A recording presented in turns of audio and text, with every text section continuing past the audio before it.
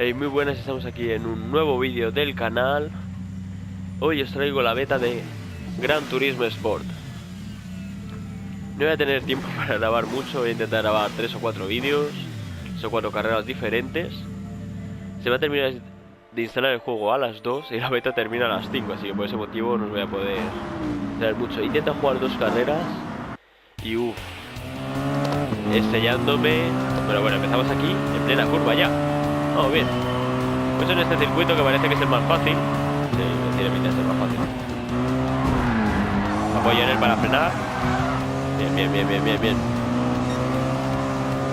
Pues aquí es el primer Gran Turismo que juego para la PlayStation 4. Me encantan los juegos de coches, pero Gran Turismo no había probado. El que sí que había probado era Need for Speed.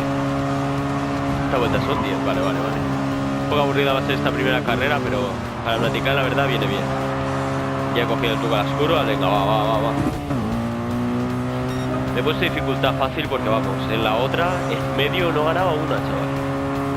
Bueno, ahora a lo mejor, también me he puesto la dificultad fácil y el circuito fácil. Ay. Que me estoy dando con el coche. Pues yo grabaré 3 o 4 carreras diferentes. Este es el coche que más me ha gustado, tiene mejor... Ah, vale, me indica ahí frenar, vale, perfecto,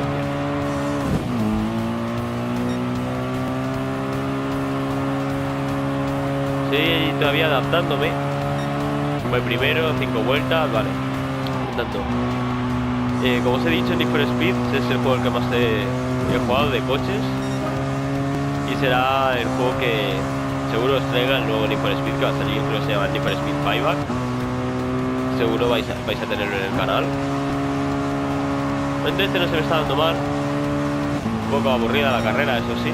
Pero bueno, para el primer vídeo, primera toma de contacto, no está mal. Ya van 2 betas que grabo, no me siento orgulloso de haber pillado un juego así.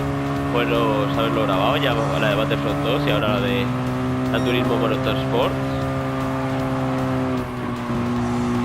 Creo que no estáis escuchando el sonido del juego tan alto como yo, porque entonces no os vais a enterar de nada en el vídeo. Ahora lo comprobaré. Y si no, grabo otro vídeo. Va.